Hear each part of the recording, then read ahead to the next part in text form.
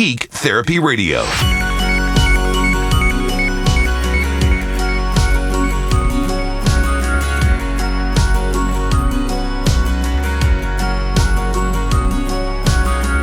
Welcome to the Geek Therapy Radio podcast. You've got your mental curator, Johnny Hemberger. I'm doing things kind of a little bit different today. I'm doing a lot of things weird with this particular podcast. One, you're seeing it. You're seeing it here on YouTube. I've got it underneath my podcasts playlist, so there's no confusion about what type of video this is. This is a completely unscripted podcast. I'm going to go over a few topics, but it's completely unscripted. It's not as polished as a video, say, about the AirPods Maxes or about the M1 Apple MacBook Pro that I'm using right now. It's just an off-the-cuff podcast. So if you're watching on YouTube, that's what's going on. Also, if you're watching on YouTube, it boggles the mind that Apple still doesn't include high-quality webcams in their MacBooks. The MacBook Air, but especially the MacBook Pro. Why this isn't, 1080p with HDR and just a super crisp, like throwing an iPhone 4 camera into here, Apple. My goodness gracious, this 720p disaster. And you say you have all this extra kind of visual aids kind of logic going on to improve the signal of the webcam to make it look better. I know I'm not in the ideal lighting conditions, but does this look good to you? I mean, disregard this face, but does this image quality look good to you? I know I'm in a little thumbnail down in the corner, but still, you get my point. 720p craptastic potato webcam and a MacBook Pro in the year 2020. Ridiculous. I didn't mean to get so sidetracked, but welcome to Geek Therapy Radio. The second silly thing that I'm doing here with this podcast is if you listen to the audio-only version, that is, if you go to your favorite podcast app and type in Geek Therapy Radio Podcast, look for the red, white, and black color scheme, and you subscribe to the podcast. If you're listening to it just with your ears right now through a podcast app, you are actually listening to a normal bias cassette tape. I have run this show through a normal bias cassette tape on my newly fixed. It's not completely fixed. I've got a Sony cassette deck, a 3-head cassette deck, and it sounds amazing. I mean, obviously, but if you're just watching the YouTube video, you're not hearing the cassette audio. But if you're listening to the podcast audio only version, yes, surprise, surprise, you are listening to a normal bias cassette tape in the year 2020. It's digitized for the podcast, but you get what I'm saying. Anyways, I like to tinker with things like that here on Geek Therapy Radio. Okay, on to the meat and potatoes, as I am one to say here on Geek Therapy Radio. I saw this headline, this Atari VCS headline, come across the wire. I'm in a radio station. The Wire from Engadget.com, and I had to do a double take, and I had to check the date of the article, and it says 8 hours ago. I had to check the date of the article because we've been hearing about the Atari VCS for years, actually. I think I started Geek Therapy Radio, and I was talking about the Atari VCS, and we thought it was just going to be vaporware. It was never coming out. It just kept getting pushed back, and then when the pandemic happened, I was like, you know what? I just don't think the Atari VCS is ever going to happen. It's going to be vaporware. Apparently, though, according to this article, I think somewhere towards the end, this is not specifically what I wanted to talk about, but apparently early backers of the Atari VCS have started to, here we go. The Atari VCS is currently shipping out to early backers after significant delays. Significant delays, yeah. But I'm surprised by this statement right here. The Atari VCS is currently shipping out to early backers. I have no confirmation of this. Granted, I have not gone to Twitter or around there to see any actual photos or videos of people playing their Atari VCSs, but it's flabbergasting to me if it's true that people are actually getting their VCSs. Me and a significant chunk of the tech community had already dismissed the Atari VCS as, like I said, vaporware. Through maybe no fault of their own, I was excited about it at the beginning. I thought it was a really cool idea. But then the more time went on, the more I kind of just got this feeling like it's ill-fated, to say the least. But I want to talk about the Atari VCS because it's kind of changed and morphed over its development. And basically, I will defend this argument as we go along, but basically my thoughts on it now are, it's just a PC. It's a Ryzen-powered PC in an Atari-styled case, basically. That's my argument here. And the first credence to this argument here is that it costs $390 from Atari. But let's move over to Atari's own website, the Atari VCS website, to further go down this rabbit hole. $390. That's with a $10 discount off the MSRP. And you get free shipping. So let's call it about $400 for the Atari VCS. You could build a PC for $400, I would argue, as powerful as the Atari VCS when you're using AMD Ryzen APU with the built-in graphics. I think a motorcycle just went by. When you're using an AMD chip with built-in Radeon graphics, which is what the Atari VCS is using, I submit that this is it's a PC. I mean, at the end of the day, with all the revisions, and I kind of hate that it happened this way, because I wanted the Atari VCS 800, is what they're calling it, to be its own standalone console. And yes, there will be, first party, what do you call it? Exclusive titles for it. I don't know what those are off the top of my head, but I would imagine there's going to be exclusive titles for the Atari VCS. But still, does a few exclusive Atari titles warrant an entire console? And it could not come out at a worse timing. PlayStation 5, Xbox Series X, and it's at a similar sort of price point to those. $400 is a very similar price point to those. But I want to wrap back around to the ill-fatedness of this and how this is really just a PC in my mind. So we'll go along these little blurbs here. Play, discover new classic games on Atari's new open platform powered by AMD Ryzen with Radeon graphics technology. Okay, so a PC. Stream, watch your favorite web-based streaming videos and entertainment and play games at up to 4K resolutions and 60 frames per second. Okay, that's a PC. Also a console, like a PS5 or Xbox Series X. Create, develop new TV-based games and apps yourself, your family, or to share with the Atari VCS community. That's neat, but game development, I don't mean to sound like a douche here, but if there was only some sort of platform where developers could create games, some sort of personal computing type device where people create games that they send to their friends and family and communities. So, all right, Connect. I'm sorry, I'm being catty here.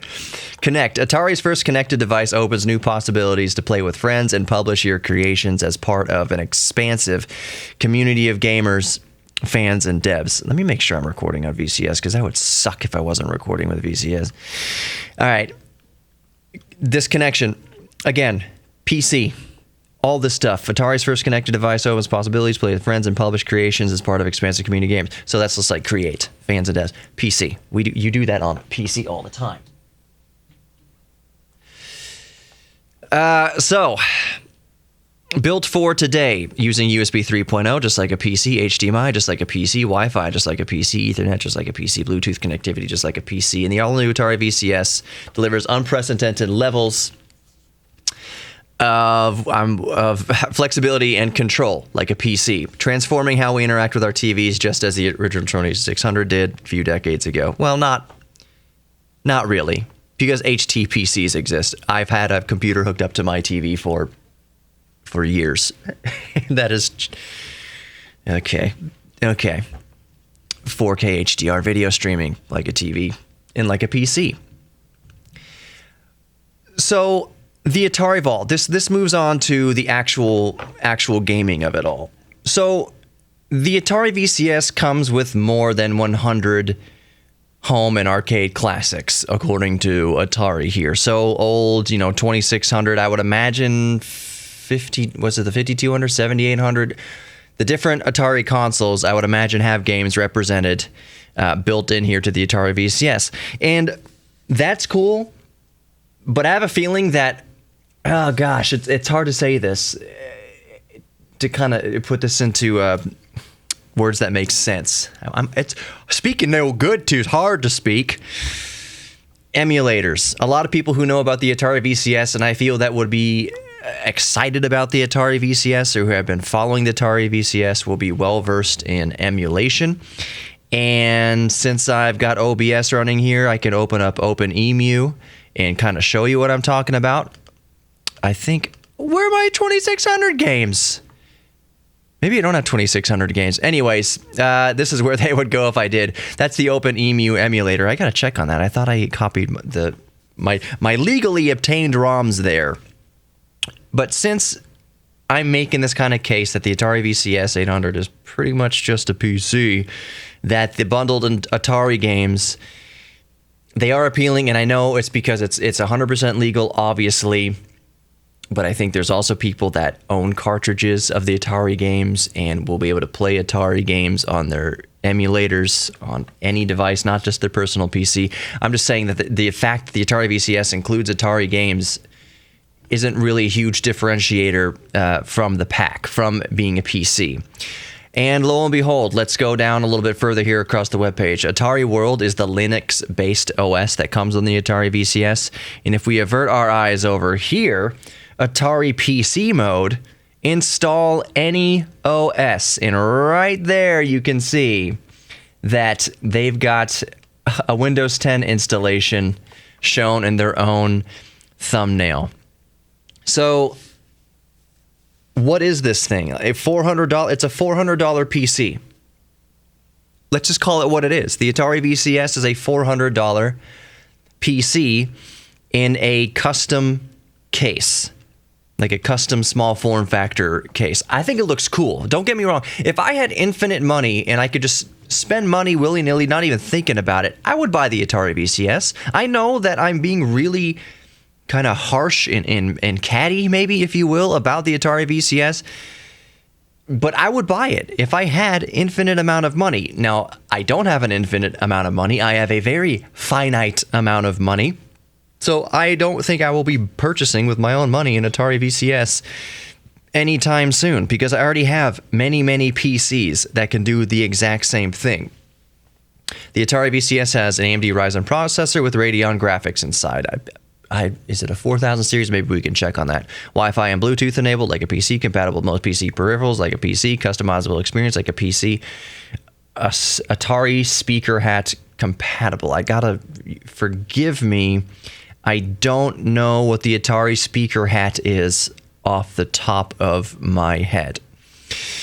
You can choose 3 different kind of variants of the Atari VCS, and by that I just mean cosmetic, like the faceplate looks different. The one I would have would be the black walnut, just like the original Atari console from the 1980s, because that's what I had. An Atari 2600 growing up in the 80s. I lived in the 80s for 7 years. I was born in 1983, but the very first console I do remember as a wee lad, maybe 3, 4, 5 years old, was an Atari 2600, and I was bummed that my parents gave it to Little Brian down the street. His name was Little Brian. He was going off to college, but there was another kid on the street named Brian called Big Brian. Big Brian and Little Brian. Little Brian got the Atari 2600 when he went off to college. My parents were like, you guys already have your Nintendo. You don't need 2 video game systems. Who in this world would have 2 video game systems just lying around? That was inconceivable in the 80s, I guess. So that's really all I wanted to say about the Atari VCS. I'm going to open up a new tab here and Google what exact processor, because we're geeks and I want to know what the exact processor in the Atari VCS is. I want to say it was a 4000 series VCS processor, because I used to follow it quite closely. Why can't I get... Can I even Google processor? I used to follow this kind of daily a couple years ago. So the Atari VCS apparently features an AMD Ryzen embedded R160-1606G Zen processor with onboard Vega 3. Let's see here. I thought it was a CPU. Okay, according to Wikipedia here, it's the 14 nanometer. 14 nanometer. Ryzen processor based on Ryzen 3 2200. 2200! What are we at now? What's the processors, the built-in, the processors in mobile devices right now? 4000 series, 7 nanometer process, 2 cores, 4 threads on the 2200U. Jiminy Christmas. 8 gigabytes of DDR4 upgradable, like a PC. I think the base models come with 4 gigabytes of DDR4, all upgradable, like a PC. And I won't go into all the other kind of specs here. I mean, it's PC specs. It's a PC in an Atari case. That's the perfect way to sum it all up. Now, I don't want to go off on that rant, what I just did, being extremely critical of it, without thinking of the developers and the engineers and Atari in general. Atari is a European, I think it's a French company now. I think it's run in France, if I'm not mistaken. I'm sorry, I'm looking away from the camera here. Atari has had some struggles since the 80s. It is up until this point, up until the Atari VCS, it's been mostly a software company. What I think Roller Coaster Tycoon and those types of games were Atari, if I'm not mistaken. Atari still made software titles. So it was strange when Atari announced that they were going to release a new console. But the problem here is I just don't think it's different enough of a console, because you can't install, not easily, I mean, not with some wizardry, I haven't even heard of this happening yet, install Windows 10 on a PlayStation 5 or install Windows 10 on an Xbox Series X. It's not so, those consoles obviously are not so open source like that. The Atari VCS, it seems so completely just open source. And you can install Linux on it, you can install, I'm sure maybe someone will do some form of Hackintosh on it, install Windows on it, install different flavors of like I said, Linux and Ubuntu and all that stuff. So I think it's really cool. I just don't know what Atari was thinking with it. I don't think there's too much different about it other than just the way it looks, because anybody looking underneath the skin just sees that it's a PC, and it's so much of a PC that Atari, in their own language, in their own press releases, in their own webpage, says, yeah, go install Windows 10 on it. So it's cool, and I guess here's the sell. I guess here's kind of the sell for me and for somebody who is interested in such a thing. Do you want an HTPC that looks like an Atari? I think that's the sell. And at that point, it's kind of, it's really subjective. It's really niche. Sure, I would love an HTPC underneath my TV that looks like an Atari, so that people who don't have any clue what it is, who are kind of older, oh, is that an old Atari under there? Remember Atari? No, it's an Atari VCS. It's an updated thing. But the person who wants to build an HTPC, I would feel that they could build a better HTPC for $400. I feel like that's the case. Even with AMD APUs, I think you darn sure get better than Ryzen 2200 CPU in the 14 nanometer with Ryzen 3 graphics. You know what? Let's see what the cheapest. Let's go to microcenter.com. I think Micro Center the website's been struggling, at least on my end, fairly recently. But I want to look at the processors and see where they're at, and see if you can theoretically make this argument that you could build a better Ryzen-based HTPC for $400. Micro Center doesn't have too terribly many Ryzen APUs. Not at the time of recording right now. They don't have any of them at the Houston-based Micro Center. Let's change the store to web. Can I do that over here? Shippable items. 3600. Oh, 3400G. Here we go. Okay. So a 3200G, it's $100. 3200G, that has built-in AMD graphics. Let's go with that one, since the VCS is based on the 2200U, and it's a variant of that, apparently. I want to see what the specs are in the 3200G. And again, Micro Center's been having problems, man. So off to the Google while Micro Center figures itself out. 3200G processor specs. And let's just look at the specs here for it. Just type in specs. Sorry for bearing with me here. Vega 8 graphics. So the graphics are already better on the $100 Ryzen 3200G. And I would bet dollars to donuts that you could build an HTPC around that for the rest of the $300. Because remember, you don't have to buy a graphics card. It's built into the 3200G. And it would be perform better than the VCS. I don't know what I'm clicking around on here for. So anyways, to start wrapping up this argument, to really wrap this up, because I do want to move on to another topic or two here in the podcast. I just don't understand the market, the consumer who is going to buy the VCS, who's going to look at a $400 Atari VCS and then a PlayStation 5 and an Xbox Series X for similar prices. They're a little more, around there, but similar price. If it were me and I saw Atari VCS, PlayStation 5, Xbox Series X, I would buy the Series X or the PS5, even though it was a little bit more expensive than the Atari VCS. But is that just me? I want to know what you think. So let me know what you think about the Atari VCS in the comments below. Sorry, I'm running the radio station at the exact same time as I'm doing this here. Let me know what you think about the Atari VCS in the comments below. Will you be picking up the Atari VCS? So an Engadget, when this last paragraph says that the Atari VCS is currently shipping out to early backers, I have a feeling that that might be, unfortunately,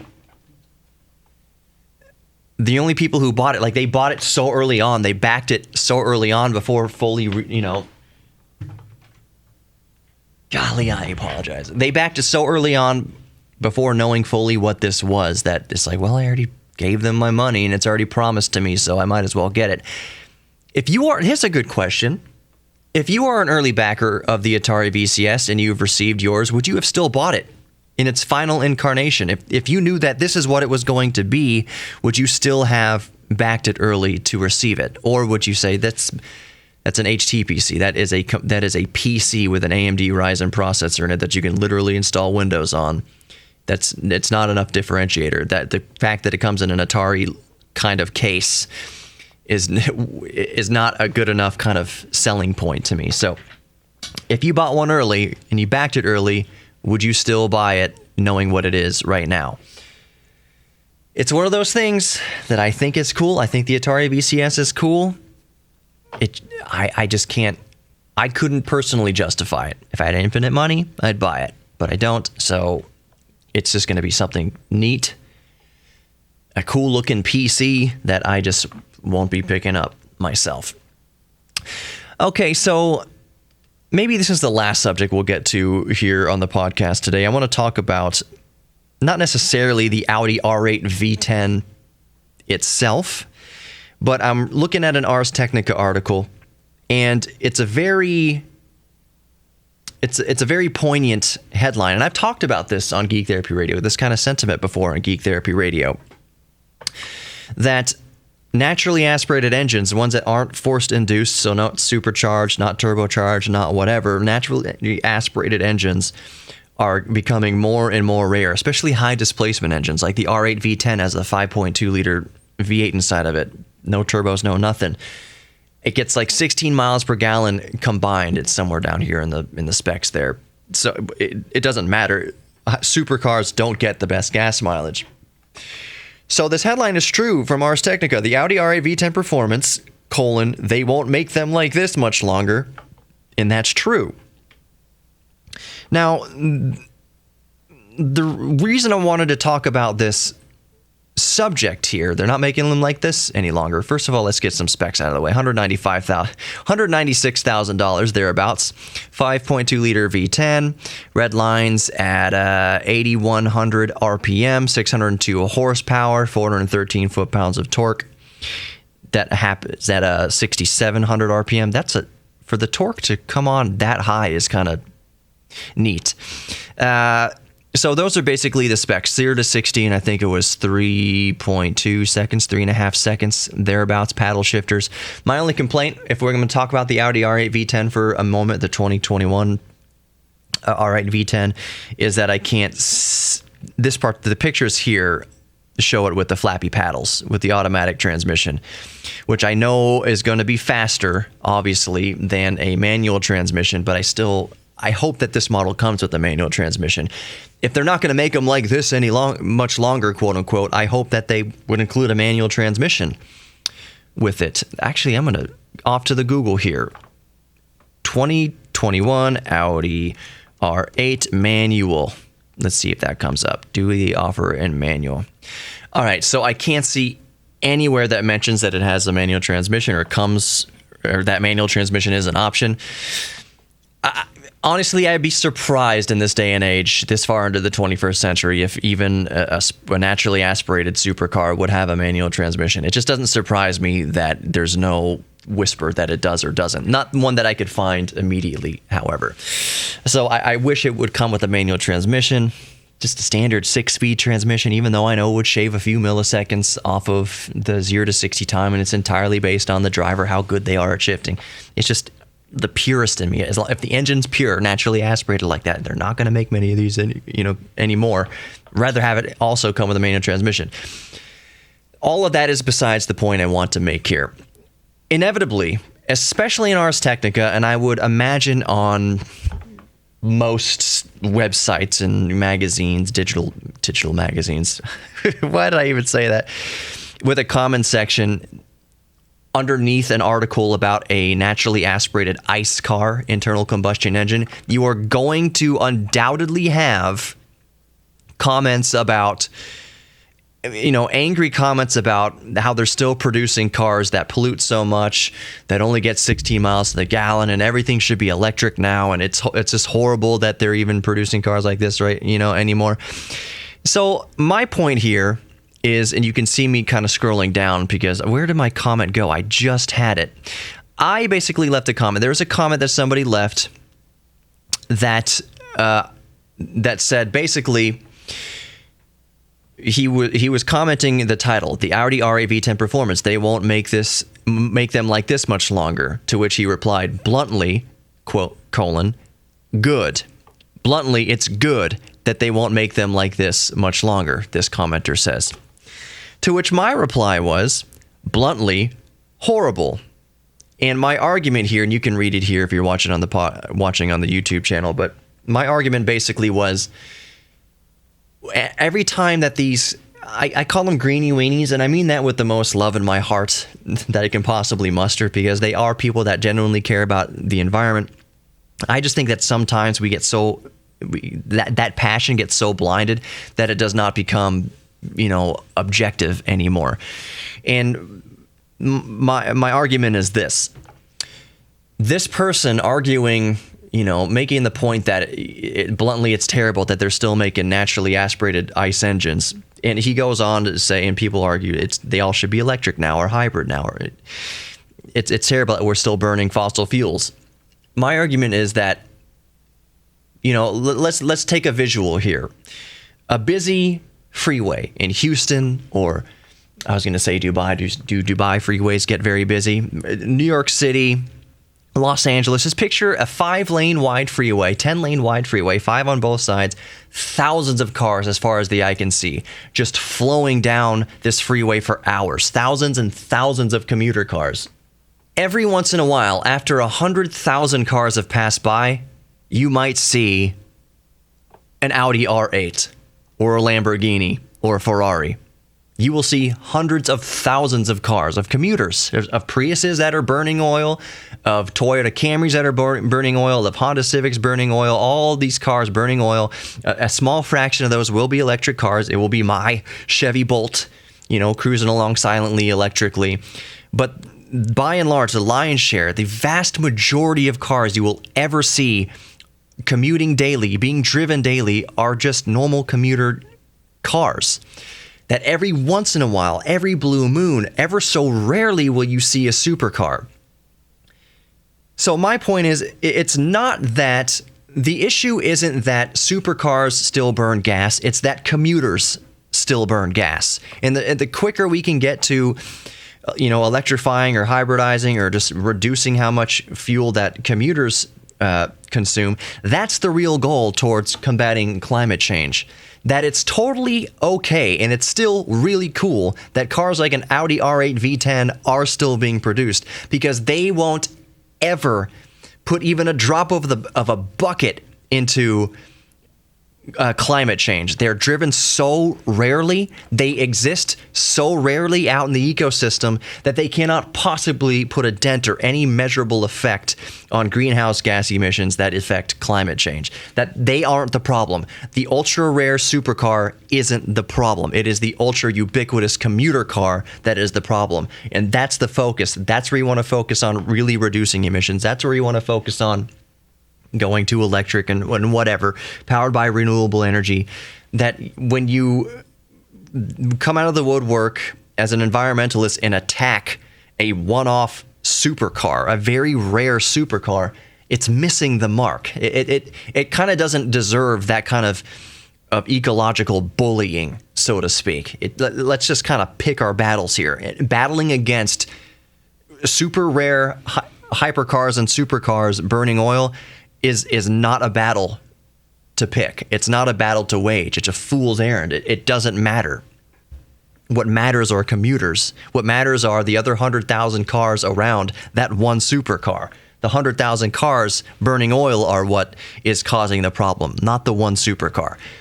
And that's my whole point with that. And I know I've mentioned this on Geek Therapy Radio before, but I just wanted to end it mentioning that. I don't know why I get so butthurt about this. I get butthurt when things aren't, when we can't see the forest for the trees, when we get so passionate about things that we just can't sit back and be objective, and just kind of cool it a little bit, cooler jets, and just take things case by case. That kind of bugs me. Now, that being said, do I want this commenter or an environmentalist to stop their fight, to basically abandon, based on this argument that, hey, I won't go after supercars, that means my concern with the environment is, I guess it's not worth. No, obviously that's not what I'm saying. That's stupid. Keep the fight. Keep the environmentalist fight going. Be concerned about the environment. Be concerned about the earth. But pick your freaking battles.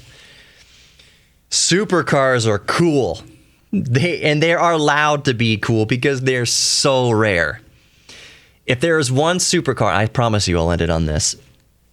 If there's one supercar tearing around, bobbing and weaving through 100,000 cars, I mean, they're driving like an idiot, but that one car getting, 12 miles to the gallon, that's fine. Because you know what? If the 100,000 cars around it are getting infinite miles per gallon, or not infinite, but you get what I'm saying. They're all getting the electric equivalent of like 150 miles a gallon or whatever it is. If you've reduced the millions of barrels of oil that these cars are consuming, that the commuter cars are consuming, the little fraction of a barrel of oil that supercar, that the owner is going to put through that supercar in the air, doesn't matter, versus the millions that the commuters will consume.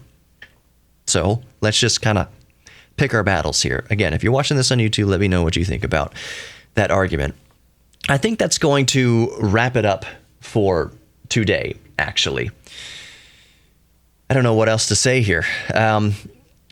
Just a reminder again, if you're listening to the audio-only podcast through your favorite podcast app, you're listening to you're listening to a normal bias cassette tape. Just a normal old cassette tape. It's probably a cassette tape that I found in a drawer that's been around since the 90s, and I'm probably recording over some Bob Dylan or something like that. But if you're listening to the podcast only, it is coming off of a cassette tape. I worked on my Sony cassette player. I'll let you know that I have this idea for a video where I just kind of want to explore the frequency response and capabilities of cassette tape. I know that is a horse that's been beat to death.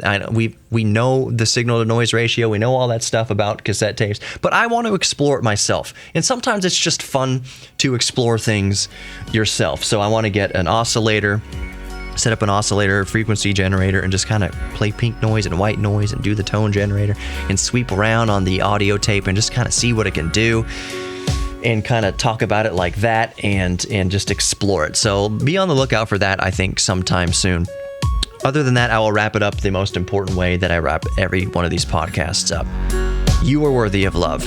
You are worthy of giving love, and you are worthy of receiving love. And you are also worthy of your own self-respect. Embrace your geek thing, and I'll talk to you next time.